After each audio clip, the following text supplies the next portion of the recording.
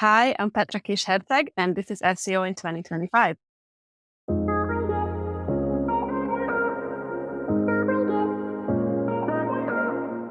Petra, what's your number one SEO tip for 2025?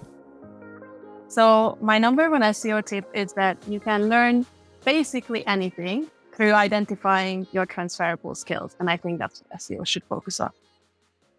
Identifying your transferable skills. So what are you transferring your skills to? Another job? Another role within the organization? Something else? I think we've always known that SEO is a field that constantly changes, right? But I think recently that change is probably even more fast-paced. And when we look at job descriptions, they seem to pop up with new skills required like almost every month or every 3 months. And to keep up with that learning can be really daunting. But actually, if you identify your transferable skills, a lot of those skills can be learned much easier and much more efficiently through them. Like I have a nice analogy for this. So if you imagine your skill as like the air traffic, right? Maybe one of your skills is like British Airways or something, and then you have lots of flights from London, and London is a hub, and like that hub is transferable skill. So you've got flights already going to like from London to Paris and then to Denver, let's say, but like suddenly there's a new skill that pops up that needs to connect Denver to Paris, and you don't have that direct connection. And like to build that out is really, really like a lot of effort, like to launch a completely new flight or a completely new airline, and that's not your hub, but you can actually like do it through transferring that actual hub. So if you use those transferable skills, you might find that you already have skills and learnings from other projects, from other learnings that you can utilize for the future. So to give an actual example, I think in SEO, it's like technological literacy, technical literacy.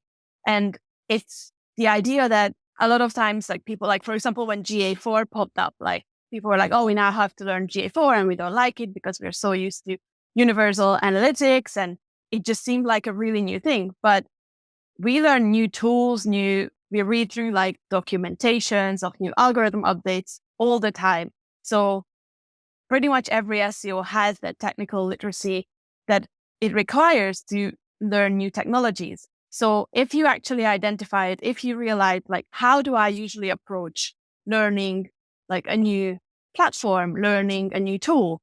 Is it that, I first identify the purpose of it, that, okay, now like, what are we using these reports for? For example, for an analytics platform, like, are you going from that angle where you're like trying to see what you need to create as an end product? Or are you more the person who needs to identify like, okay, so the different data points and the dimensions are different here, and I can't like cluster my data the same way, and I can't group them the same way. So like maybe you need to go from that end, or maybe you need to do both, but in different order. And once you identify like what usually works for you, you can apply that for any new skill that pops up, any new technology that pops up. And the transferable skill there is this technological literacy that you have. Got you. Okay, but in general, you're talking about staying in your job, staying in your role, but new aspects of that role come up all the time. You have to evolve. You have to ensure that you're up to date with technology and best practice in terms of SEO and marketing in general. And to do that, you have to identify these transferable skills from previous technologies or previous channels that you've focused on in order to be able to adapt quite quickly. I think it can be your current job and just staying in it and trying to get a pay rise or a promotion as well. But even just moving between jobs, like there are always new skills required. That's really the story with SEO. It doesn't matter if you're changing jobs, your job will change anyway. Like you could stay in the same role and you will still be required to learn new things, and learning anything new always takes time. It always takes effort. So how can we make that into something that's easy to do and time efficient I think that's really a key there. So by saying identifying your transferable skills is what you were just saying, like identify the projects you've already worked on and what kind of transferable skills you use there, because that can be really beneficial for that future learning. I guess the challenge is you don't necessarily know what you're going to be doing in the future, so it's quite of a difficult thing to do to actually identify the skills that are likely to be transferable. So how do you know what you're learning will be useful in the future? Well, I think that's the beauty of transferable skills, that they are called transferable because they apply. So to say like technical literacy is like one of them, but then critical thinking is another one, or research skills. You need to think of more like broad skills, like things you could have learned at university, right? Like these research skills, or at your job. But you were too busy out in the pub. Yeah. So people skills, right? Like socializing. Yeah. People skills are also transferable skills. Let that be communication, let that be listening, empathy, storytelling. Any of these can be applied to future jobs, because we will be like people skills. We will be still working with people to an extent, even though we're also working with, AI and bots and all of those things. But at the end of the day, all of these skills will help you. So I think if someone is struggling with that, you can always just, go online or just take this list that I've given you, like with critical thinking, people skills, research skills, technical literacy, curiosity, creativity. All of these things are transferable. So if you make a list of that and try to identify where have I utilized these skills already, that can be really helpful, because then you're not thinking about like, oh, I've led a project on site migration and it's gone really well. So, I'm really good at using like crawling tools and things like that. Like you can talk about it that way, or you can talk about it, the project management, keeping in touch with stakeholders, like managing those relationships, or again, the technical literacy and all of these things, critical thinking, like what kind of challenges popped up that you had to solve, that you had to, take another look on, or review it from a different perspective. So once you start like changing it, your experience is not changing, but you can see how you learn from it differently, and it will be much more easy to apply it in the future. Maybe we'll need good people skills to be able to speak to AI in the future. Well, absolutely. I mean, it is a natural language model. So at the end of the day, the better you learn to communicate with it, the better it gets. I'm sure I've read studies as well in terms of like using emotional language with AI and like the types of result it gets. There's been quite a few of those popping up. And saying please. Some people think saying please makes it more likely that you'll get a better result as well. Or to say like, I have this exam tomorrow, or like, I have to submit this presentation tomorrow, or like do this, like giving that sense of urgency, because it obviously learns like how we speak to each other and what kind of responses we come up with if someone says something like that. So I think it is very crucial to use those people skills when prompting AI as well. So transferable skills, there are many of them. And obviously there are different personalities out there. People have naturally different strengths and weaknesses. So surely everyone can't try and master all transferable skills. So is it important to tailor the transferable skill that you try to master based upon your own personality? Well, I think a lot of identifying transferable skill is that self-reflection and understanding what you do best. And that can also form, what kind of job you want for yourself in the future. That's another thing, because new jobs will be popping up, new job descriptions will be popping up, but what do you want to apply for? Where do you want to take your career? So this can help with that as well, for sure. I mean, I generally think that with most transferable skills, like we might not be the best at them, but we all learn them through life to an extent. And of course, you need to identify like which one suits you best. So that can really, really help your career. But I think it's a really big part of that is that self-reflection, because learning is really hard. And it's something where we all have sort of self-limiting beliefs, where like a new skill comes up and it's like, oh, I don't know if I can learn it. I don't know if I'm good at that. But if you know some of your strengths and try to approach it through that way, then some of those self-limiting beliefs can become, self-fulfilling beliefs, because you start doing it and it does become easier and you realize, wow, I can actually learn this. And I think that goes back to mindset as well. Like, and Julia Panazzo, we talked about her, like she's a neuroscientist. I'm studying neuroscience. Like, and I think the idea of neuroplasticity is becoming quite popular, like recently, like people talk about it, which is the fact that, our brain forms these new synaptic connections all the time. So that through learning. So we learn throughout our life. For a long time, people thought that as you become old, you can't teach an old dog new tricks and all of these things, but that's not true. Of course, I'm not saying you learn the same way as you learn when you're 18 or 20 or whatever, but it's absolutely possible. And a lot of that does depend on the mindset. And biologically, we are all absolutely capable. Our brain is actually learning and changing all the time anyway.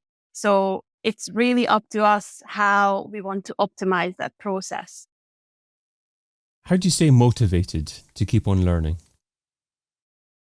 So I don't think you can really force motivation. That's a personal opinion, but I think you need to use the motivation you already have. When you're motivated, you can plan. So when you're motivated to let's say oh, I want to learn all of these things, instead of just making a list of these things that you want to learn, really plan it out, how you're going to do it, when you are going to do it, use the motivation when you have it and for the things you have it.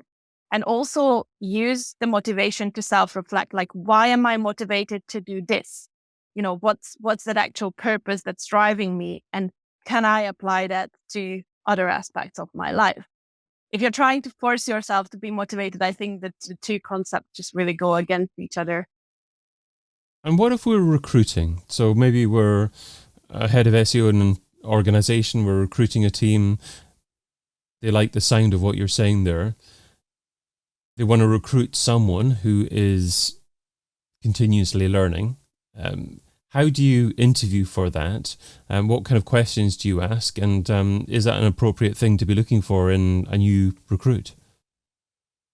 Absolutely, I think. So I think from perspective of someone who's applying, already make sure to include transferable skills on your CV, because if you include them, that can prompt the recruiter to ask about them as well. That's a really good way that we can do as people who apply. Now, what we can do in terms of actually hiring, and I've really learned this from the managers and really good leaders I've worked with, they've all always said that either that they hire for potential instead of skills, and they always look for that. Instead of asking, you said you worked with this specific tool, what did you use it for? They would ask a question of if an issue comes up, talk me through how are you going to solve it. For example, within my first SEO job, I was still very junior, but I would be talking about things like how I would be Googling things and going on to different publications. It was a while ago. So what was available then, what kind of resources I would be looking for if I don't know something. So I think that question for recruiters is always good. Let's say you don't know something. How are you, and there's this problem. How are you going to solve it? Talk me through it. And yeah, hiring for the potential, hiring for curiosity, asking people in general, what they are motivated about and what makes them curious can really give them a bit more of an insight of, is this person going to be able to motivate themselves? Do they have interests that align with where the company is heading, for example, or where that manager feels that they can motivate them? Because a lot of times it's not about the company, it's about the relationship that you can have with your manager. And can that person keep that curiosity alive, keep that motivation alive with for the team, basically? Can you recommend a particular learning style that makes it more likely for what you're learning to actually soak into your brain? Oh, so I was so glad you asked this, because actually learning styles, so I was just doing a study on neuroeducation, and learning styles are a complete myth, the visual or auditory learner or all of these things. So if anyone thinks that they are one type of learner, that is not a thing. That is a myth that's very, very popular for good reasons, though, because it has been used in education and produced good results. So it's a contradictory thing where it's a myth, but it produced good results. So researchers started to look into why is that? And it turns out that it's true that it can produce good results, because when teachers started to teach different subjects through multimodality, so through different things, that is really helpful. So when you approach learning, don't just say, I'm a visual learner, I'm gonna try to watch videos or something, like try to look for different things, because the multimodality can really work. Like, I'm gonna write it down, I'm gonna try to see something visual, I'm gonna listen to a podcast about it, or whatever it is. Like, just try to make sure that there are different impulses. There is also a theory that it works better, that like different subjects like work better in a specific modality, but it's not that people would have their own learning styles and that would work for them. It's more that, like, I guess, diversity of styles that you can get that can be really helpful. I'd like to talk more about that, but that's maybe a topic for another podcast episode at some point, because it sounds like you've got many more opinions and value that you can offer on that. But in the meantime, I'm just going to ask you, if an SEO is struggling for time, what should they stop doing right now so they can spend more time doing what you suggest in 2025? Sure. So I think what everyone can stop doing, and I still see people doing it, is just making a list of the 500 new skills you want to learn, and making a list of these 10 courses you will sign up for but never do. So stop doing that. Stop doing the planning of the learning, and instead start doing what we talked about, like identifying what you know already, how you can make that better, and how you can learn through that. So I would probably say that. Petra Kis-Herczegh is an independent consultant and trainer. You can find her over at chameleonjournal.com. Petra, thanks so much for being part of SEO in 2025. Thank you so much for having me. I've been your host, David Bain. Get your copy of SEO in 2025, the book, over at SEOin2025.com.